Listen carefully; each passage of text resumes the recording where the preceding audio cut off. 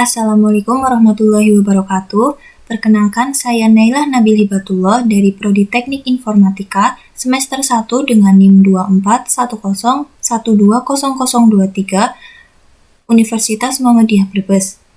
Di sini saya akan memenuhi tugas ujian akhir semester Kasal tahun 2024-2025 mata kuliah kalkulus dengan dosen Ibu Nungki Anditiasari MPD. Untuk soal yang pertama, cari 3 artikel jurnal ilmiah terbaru 5 tahun terakhir terkait topik pengaplikasian turunan atau kalkulus pada teknik informatika. Yang kedua, buatlah review dari 3 artikel jurnal sesuai template yang sudah ditentukan dengan memperhatikan 1. Inovasi atau kebaruan dari artikel jurnal. 2. Kerelevansian artikel jurnal dengan topik. 3. Kontribusi atau dampak artikel jurnal pada teknik informatika. Untuk soal yang terakhir, membuat tema dan judul baru penelitian pengembangan dari kebaruan yang didapat. Di sini saya telah mereview ketiga artikel sesuai dengan tema, yaitu pengaplikasian kalkulus pada teknik informatika.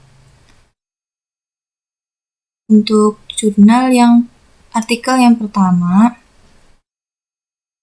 berjudul Analisis Prediksi Kelulusan Mahasiswa Menggunakan Metode Artificial Neural Network dari Jurnal Jati atau Jurnal Mahasiswa Teknik Informatika, volume 8 nomor 1 halaman 687 sampai 693 tahun 2024 oleh Radi Pratama, Ruli Herdiana, Rian Hamonangan, Saiful Anwar pada tanggal 24 Februari 2024. Untuk aspek yang pertama, ada abstrak. Jadi, abstrak pada artikel pertama berisi tentang tujuannya untuk memprediksi kelulusan mahasiswa. Metode yang digunakan adalah Artificial Neural Network atau ANN. Dengan model neural network ini dapat mengidentifikasi mahasiswa yang memerlukan bantuan tambahan untuk meningkatkan kemungkinan kelulusannya. Dengan optimalisasi lebih lanjut, ANN berpotensi membantu manajemen perguruan tinggi dalam mengurangi tingkat ketidaklulusan. Untuk aspek yang kedua, ada pendahuluan. Pendahuluannya berisi mengenai status kelulusan yang sering diukur dari indeks prestasi mahasiswa setiap semesternya. Nilai yang lebih rendah dapat meningkatkan kelulusan yang terlambat. Prediksi status kelulusan menggunakan teknik data mining, khususnya metode klasifikasi, bertujuan sebagai peningkatan daya secara optimal untuk membantu mahasiswa menyelesaikan studi dengan prestasi akademik yang baik dan mengurangi tingkat ketidaklulusan. Untuk yang ketiga, ada metode penelitian.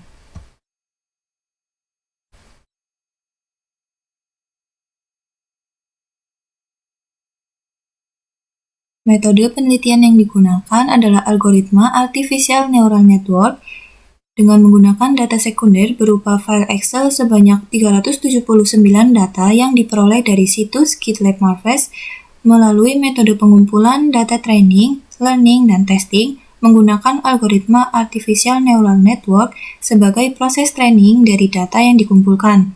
Kemudian diolah melalui pembasihan, normalisasi, dan pengelompokan menjadi data pelatihan dan pengujian, guna melatih serta menguji model. Pengujian model dilakukan dengan data terpisah untuk mengukur akurasi, presisi, recall, dan F1 score dalam mengevaluasi kemampuan prediksi terhadap kelulusan mahasiswa. Hasilnya menunjukkan akurasi 72,32% dengan indeks prestasi semester sebagai variabel utamanya. Jadi, metode ini efektif dalam mendukung pengambilan keputusan pendidikan terkait interferensi kelulusan mahasiswa. Selanjutnya, ada hasil dan pembahasan. Hasil penelitian menggunakan metode ANN berhasil memprediksi kelulusan mahasiswa yang mungkin memerlukan bantuan tambahan untuk meningkatkan kemungkinan kelulusannya menjadi hasil yang cukup baik, yaitu dengan akurasi sekitar 72,32% menggunakan variabel seperti indeks prestasi semester sebagai faktor penting yang mempengaruhi kelulusan. Hasilnya terdiri dari dua output yang mencerminkan label dari data yang telah melalui tahap preprocessing memiliki nilai tepat waktu dan terlambat. Selanjutnya, kesimpulannya berisi tentang tingkat presisi model neural network yang memiliki nilai 72,32%. Dengan hasil evaluasi yang solid, model neural network terbukti dapat diandalkan dalam memprediksi kelulusan mahasiswa berdasarkan data penelitian.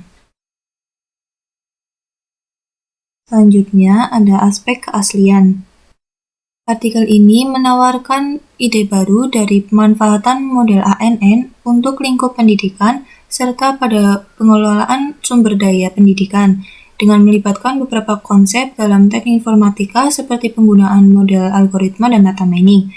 Penelitian ini memberikan solusi data terhadap masalah prediksi kelulusan mahasiswa. Untuk referensinya, artikel ini dilandasi oleh referensi yang relevan dengan tema yang diambil juga, yaitu mengenai machine learning. Jadi, dalam artikel ini tidak hanya mengandalkan eksperimen terbatas atau asumsi sendiri, tapi juga memperkuat validitas dan argumen melalui penelitian mendalam dari berbagai sumber terpercaya mengenai penelitian atau karya ilmiah kredibel lainnya yang terkait dengan tema yang diambil.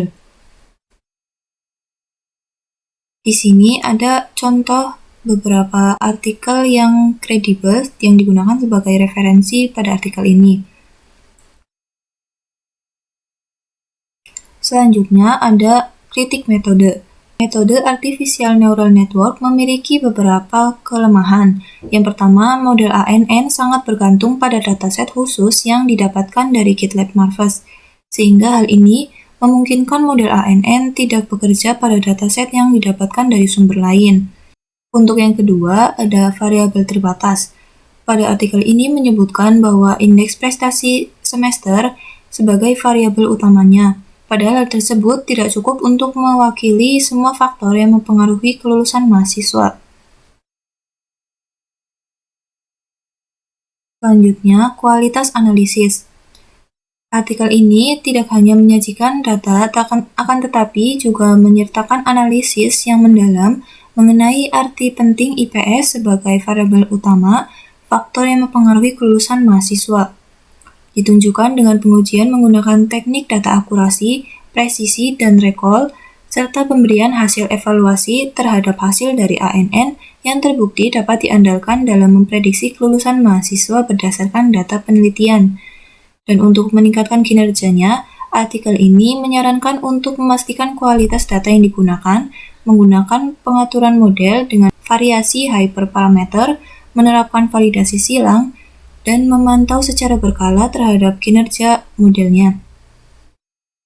Untuk bagian relevan dengan topik, artikel ini relevan dengan tema, di mana menggunakan algoritma ANN untuk memprediksi kelulusan mahasiswa adalah bagian dari perkembangan teknologi dan tren masa kini.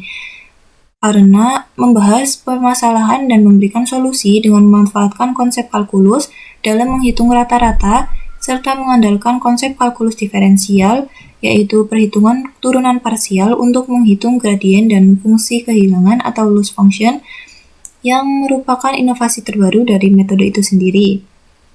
Untuk bagian kontribusi pada teori penelitian, artikel ini memberikan dasar teori, wawasan, dan data yang berguna untuk penelitian yang selanjutnya, yaitu berisi tentang penjelasan mengenai konsep dan penerapan algoritma ANN dalam prediksi kelulusan mahasiswa.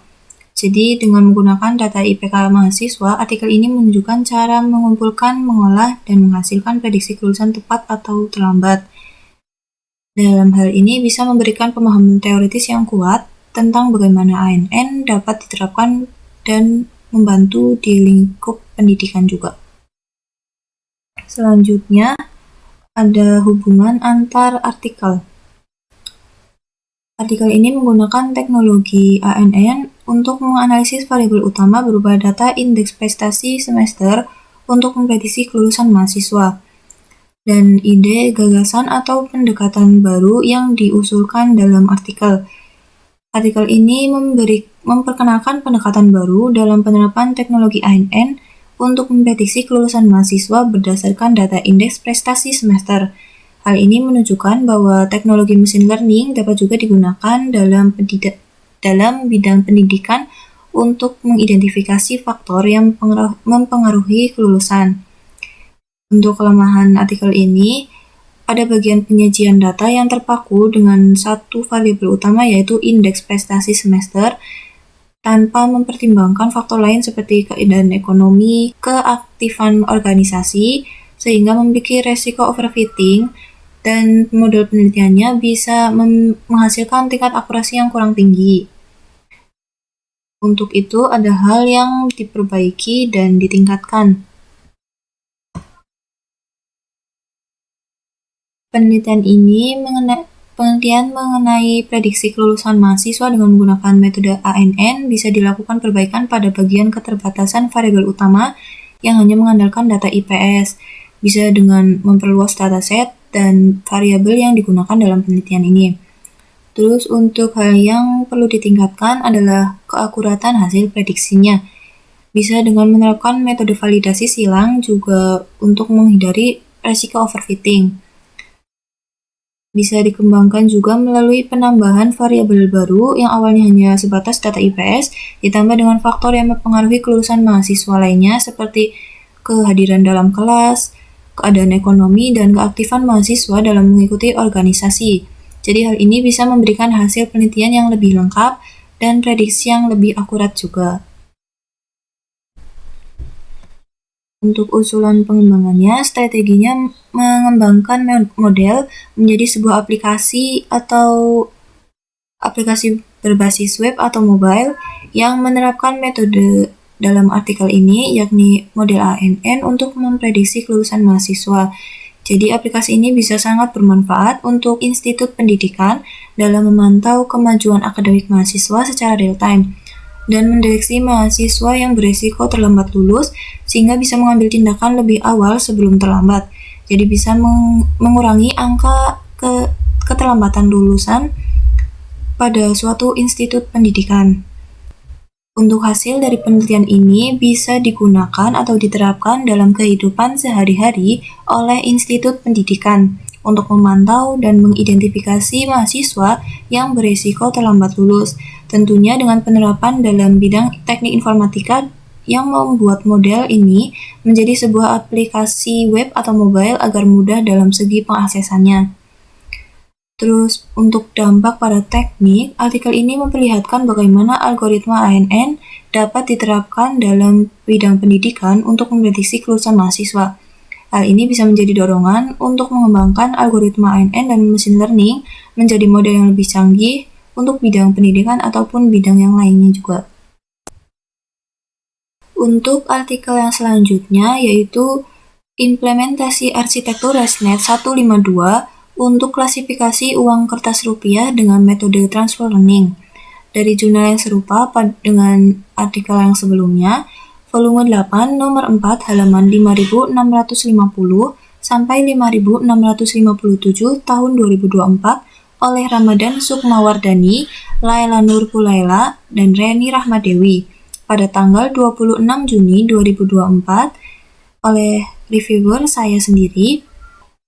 Struktur yang pertama ada abstrak. Jadi abstrak ini berisi tentang pengembangan sistem deteksi nominal uang rupiah yang bertujuan untuk membantu masyarakat mengenali uang kertas yang memiliki variasi ukuran, warna, dan pola yang sering membingungkan. Untuk metode yang digunakan adalah Convolutional Neural Network atau CNN dengan arsitektur ResNet 152 dan metode Transfer Learning. Hasil penelitian menunjukkan performa baik, dengan kurva erosi stabil dan confusion matrix menunjukkan nilai true positif dan true negatif lebih tinggi dibandingkan false positif dan false negatif yang bernilai 0. Penelitian ini berpotensi meningkatkan keakuratan identifikasi uang rupiah dalam transaksi keuangan. Struktur yang selanjutnya ada pendahuluan. Pendahuluannya berisi tentang latar belakang bagaimana artikel ini dibuat. Jadi, untuk latar belakangnya yaitu tentang nilai uang kertas rupiah yang sangat beragam. Hal ini bisa dilihat dari ukuran kertas, warna, pola yang berbeda-beda pada setiap pecahannya, serta memiliki ciri khas yang bertujuan untuk menunjukkan identitasnya, membedakan nilai nominal dan melindunginya dari pemalsuan.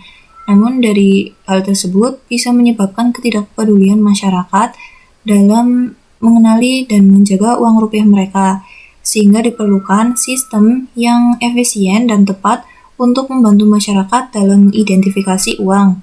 Jadi penelitian ini bertujuan untuk membangun sistem deteksi dan klasifikasi uang kertas rupiah menggunakan model pembelajaran mendalam yang memanfaatkan jaringan saraf konvolusi atau CNN dengan arsitektur dari ResNet 152 dan metode transfer learning untuk mencapai kinerja yang optimal.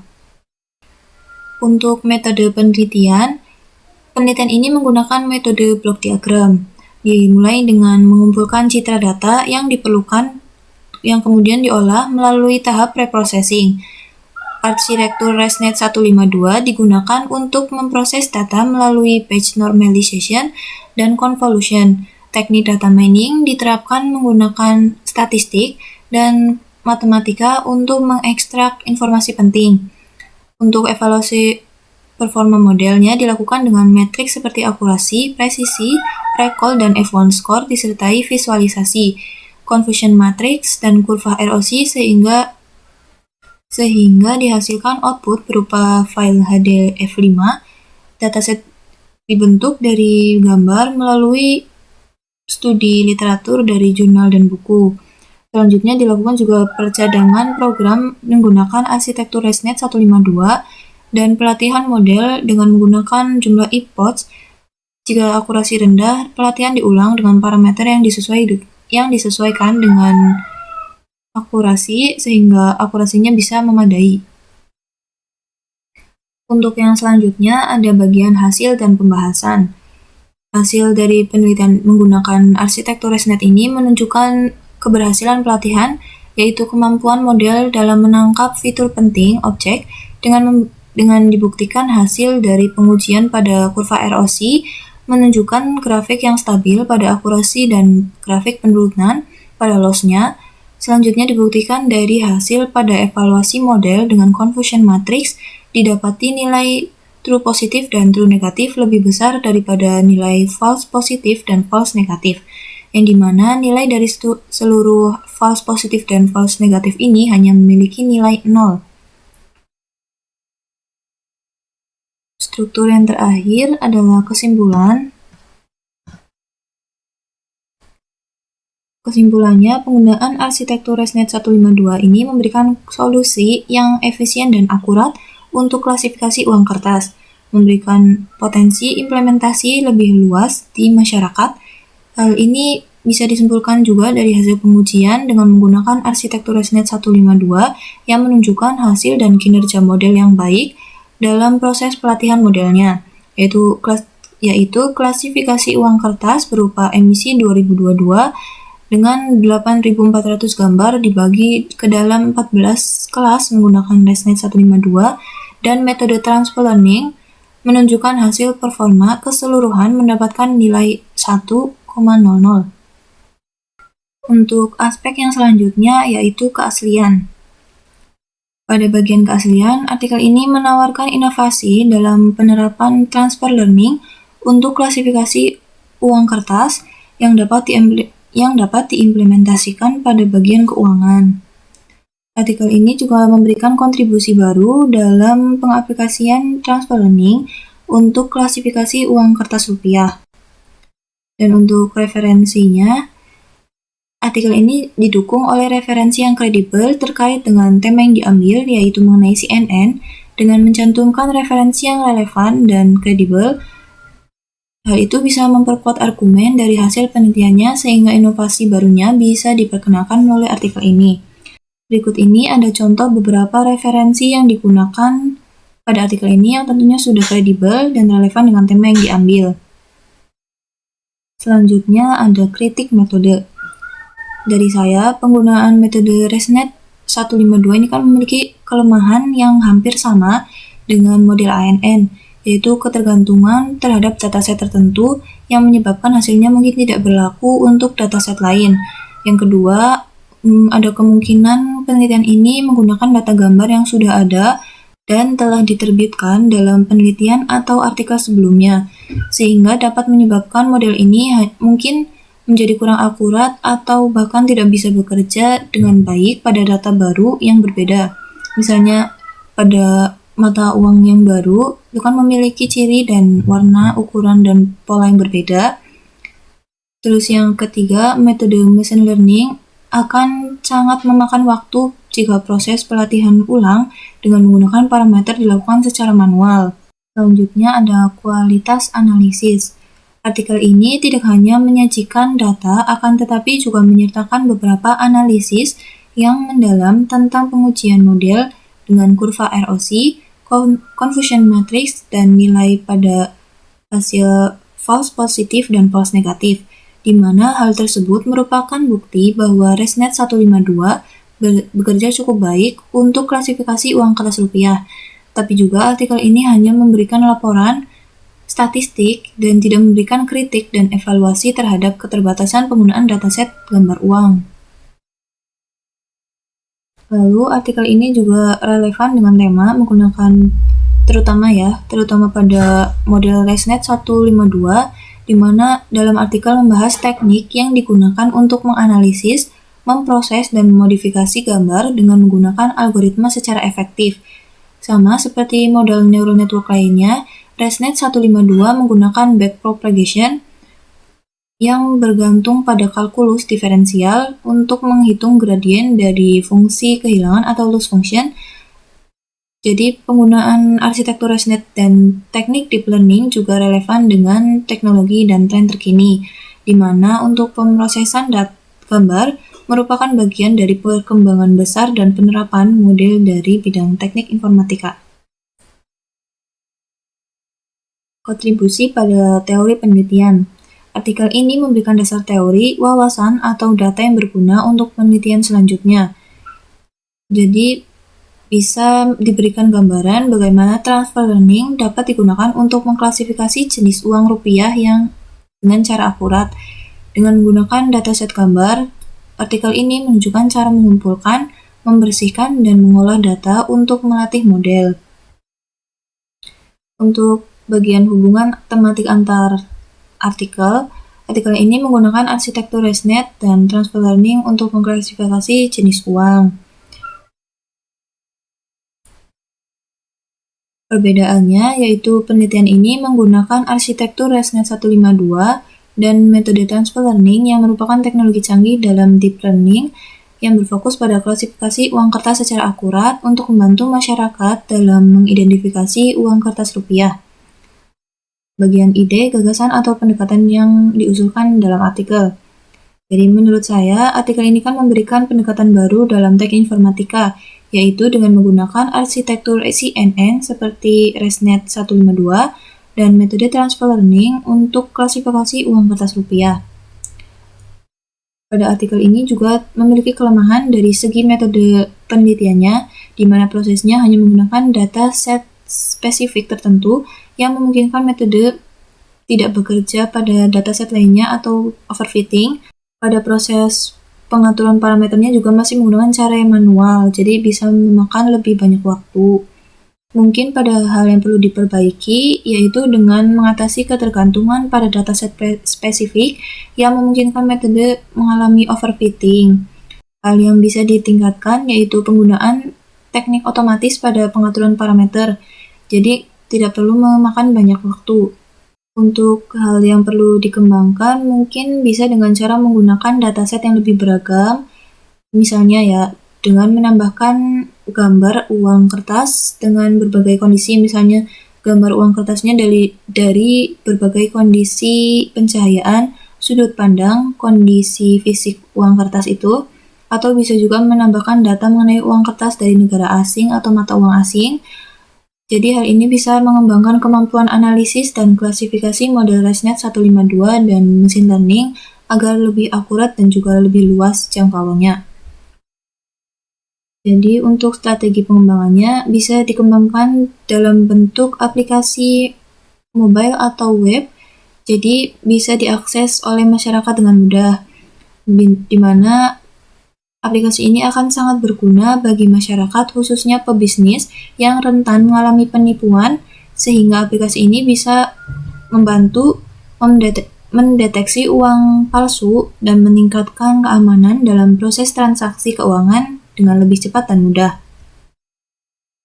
Untuk hasil temuannya, metode ini kan diterapkan dalam teknik informatika, yaitu dengan mengembangkan model ini ke dalam bentuk aplikasi web atau mobile menggunakan deep learning yang kemudian diterapkan pada kehidupan sehari-hari oleh masyarakat umum untuk membantu mengidentifikasi dan mencegah peredaran uang palsu sehingga meningkatkan keamanan pada saat proses transaksi. Artikel ini juga memperkenalkan arsitektur ResNet 152 dan Transfer Learning untuk mengklasifikasi uang kertas dan mendeteksi uang palsu. Hal ini berdampak pada teknik informatika sebagai pendorong untuk mengembangkan model yang lebih efisien dan akurat dengan bentuk aplikasi web atau mobile yang memanfaatkan arsitektur ResNet seperti kondisi pencahayaan, fisik, dan segi pandangnya. Selanjutnya ada artikel yang ketiga, yaitu berjudul Penerapan Konsep Diferensial dalam Elastisitas Permintaan Terhadap Daya Tarik Konten dan Kemudahan Penggunaan pada E-commerce dari Jurnal Inovatif Journal of Social Science Research dengan nomor ISSN 28074238, volume 3, nomor 2, halaman 3898 sampai 3907, tahun 2023 oleh Tiur Malasari Siregar, Chania Nur Azizi Ginting, Gloria Agati Tarigan, Serlen Nafiri BR Kembaren pada tanggal 21 Mei 2023 dengan reviewer saya sendiri. Untuk aspek pertama yaitu tentang struktur dari artikel ini. Struktur yang pertama ada abstrak. Abstraknya berisi tentang penjelasan bahwa perkembangan teknologi mendorong industri e-commerce untuk menawarkan pasar online, mencakup pengembangan, penjualan, pemasaran, dan pengiriman jasa, dan pembayaran juga. Jadi penelitian ini bertujuan untuk mengidentifikasi fleksibilitas permintaan terhadap daya tarik konten dan kemudahan penggunaan e-commerce dengan menggunakan metode penerapan konsep diferensial. Jadi hasilnya juga menunjukkan bahwa peningkatan daya tarik konten dan kemudahan meningkatkan permintaan pelanggan. Penerapan konsep diferensial dalam fleksibilitas permintaan dapat menjadi referensi dalam menentukan daya tarik konten dan kemudahan penggunaan melalui e-commerce. Pendahuluannya berisi tentang perkembangan teknologi informasi yang didukung infrastruktur memacu UMKM memasuki pasar global melalui e-commerce dengan fleksibilitas produksi, pengiriman cepat, dan efisiensi transaksi. Tapi dari hal tersebut memicu tantangan dalam memanfaatkan teknologi untuk daya saing. Dalam ekonomi, konsep diferensial dapat membantu menganalisis hubungan harga, permintaan, dan penawaran. Penelitian ini bertujuan untuk menganalisis peran teknologi informasi dalam e-commerce dan penerapan diferensial dalam memahami fleksibilitas permintaan pada strategi bisnis. Yang selanjutnya ada bagian metode penelitian. Penelitian ini menggunakan metode pendekatan deskriptif analitis yang bertujuan untuk mengevaluasi elastisitas diferensial dimulai dengan pengumpulan data dari berbagai sumber literatur yang relevan, lalu dianalisis secara kritis untuk memahami hubungan antara daya tarik konten dan permintaan pelanggan. Setelah itu disajikan secara kritis melalui sumber pustaka pokok atau sekunder yang berhubungan dengan tema itu sendiri. Selanjutnya ada hasil dan pembahasan. Hasil penelitian yang memanfaatkan konsep diferensial ini menghasilkan data bahwa daya tarik konten seperti promosi, interaktivitas, dan personalisasi mempengaruhi keputusan belanja online. Seperti Shopee, Tokopedia, Blibli menjadi contoh e-commerce yang sukses mengelola daya tarik konten mereka melalui fitur-fitur yang inovatif.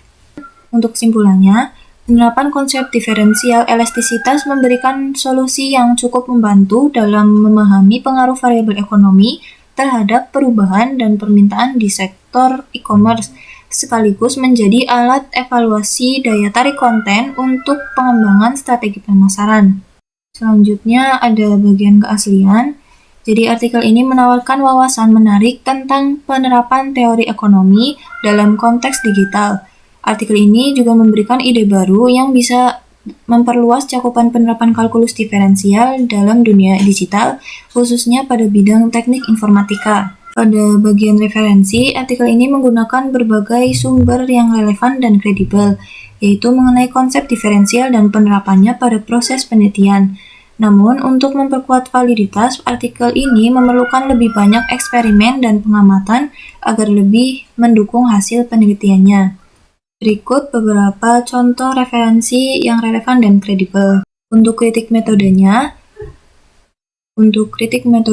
itu metode ini memiliki kelemahan, yaitu sepenuhnya bergantung pada informasi dari buku, artikel, dan sumber lain yang sudah lebih dulu diterbitkan untuk penelitian. Jadi, hal itu bisa menyebabkan hasil analisis menjadi tidak lengkap atau kurang akurat. Yang kedua, kurangnya validitas atau tingkat akurat karena tidak dilakukannya perbandingan dengan hasil penelitian serupa lainnya, yang padahal hal tersebut bisa membantu untuk membuktikan dan menguatkan temuan dan argumen penulisnya. Untuk kualitas analisis, artikel ini sedikit menyertakan analisis mendalam, di mana penelitian hanya mengandalkan informasi dari hasil penelitian yang telah terbit sebelumnya tanpa menyediakan penyajian statistik dan survei lapangan langsung terhadap elastisitas permintaan.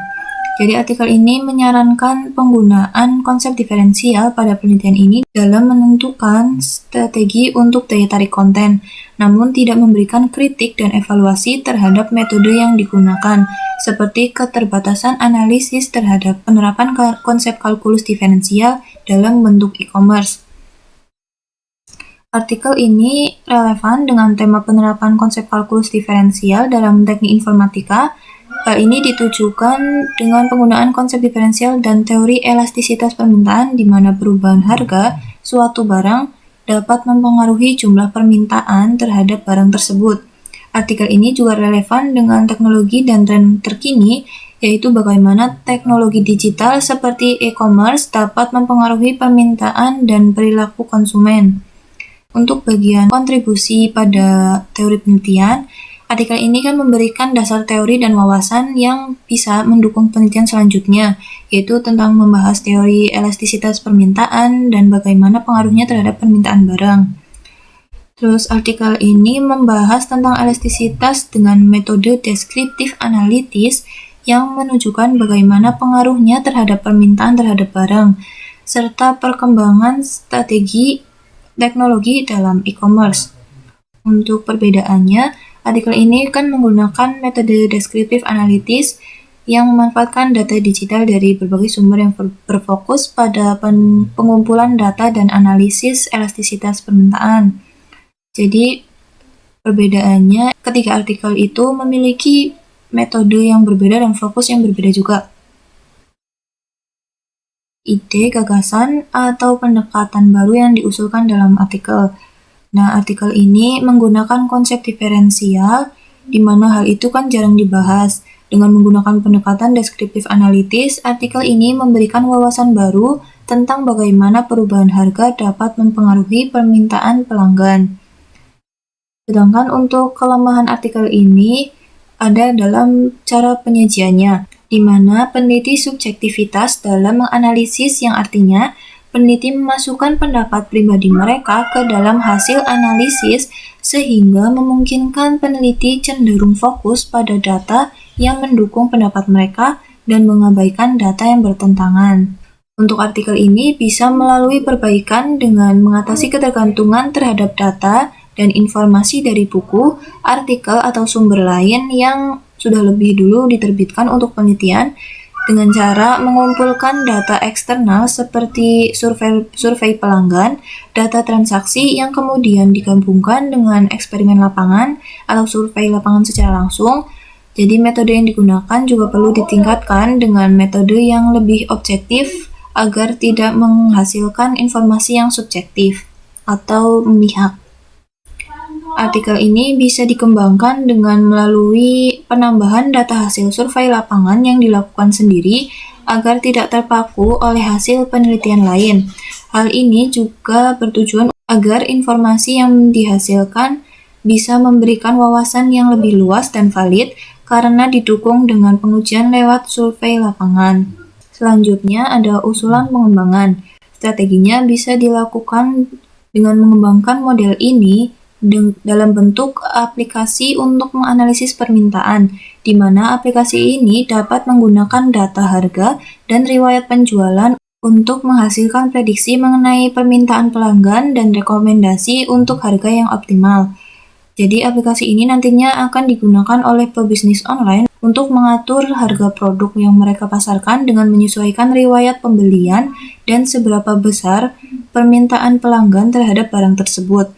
Jadi hal ini kan bisa sangat membantu pebisnis dalam mengambil keputusan terkait harga sehingga memungkinkan penjualan mereka bisa meningkat seiring meningkatnya kepuasan pelanggan. Selanjutnya, artikel ini menerapkan bidang teknik informatika untuk mengembangkan model yang memanfaatkan konsep kalkulus diferensial menjadi bentuk alat atau aplikasi yang kemudian aplikasi ini digunakan dalam kehidupan sehari-hari oleh masyarakat khususnya pebisnis online dalam mengolah data transaksi, perubahan harga, dan yang mempengaruhi permintaan pelanggan terhadap suatu barang. Untuk dampak pada teknik, artikel ini menunjukkan bagaimana konsep diferensial dapat diterapkan dalam bentuk e-commerce. Hal ini memberikan bentuk solusi baru dalam pemasaran digital yang bisa saja mendorong untuk pengembangan alat atau aplikasi analisis permintaan yang lebih canggih. Selanjutnya, ini untuk soal nomor 3, yaitu membuat tema dan judul baru penelitian pengembangan dari kebaruan dalam artikel yang direview. Dengan memperhatikan aspek hal yang belum dibahas, modifikasi variabel, terus menggali konteks baru. Di sini saya mengambil judul dari artikel yang pertama dengan mengembangkan hal yang belum dibahas, yaitu analisis prediksi kelulusan mahasiswa dengan mempertimbangkan faktor akademik dan non-akademik menggunakan metode artificial neural network dalam bentuk aplikasi mobile. Jadi, dalam judul yang saya buat ini, hal yang belum dibahas dari artikel sebelumnya yaitu tentang faktor non-akademik yang digunakan sebagai variabel utama dalam memprediksi kelulusan mahasiswa yang sebelumnya hanya menggunakan faktor variabel utama yaitu IPS atau indeks prestasi semester. Artikel ini nantinya menggunakan penerapan konsep kalkulus pada bagian perhitungan rata-rata prediksi kelulusan mahasiswa dengan mempertimbangkan faktor akademik dan non-akademiknya. Kemudian analisis yang menggunakan metode ANN ini bisa dibuat dalam bentuk aplikasi mobile untuk kemudahan mengaksesnya, sehingga institut pendidikan bisa menggunakan penelitian ini untuk memprediksi kelulusan mahasiswanya dan menurunkan tingkat ketidaklulusan mahasiswa atau keterlambatan kelulusannya. Sekian dari presentasi review jurnal yang telah saya lakukan. Kurang lebihnya mohon maaf khususnya pada bagian penyampaian. Terima kasih atas waktunya. Wassalamualaikum warahmatullahi wabarakatuh.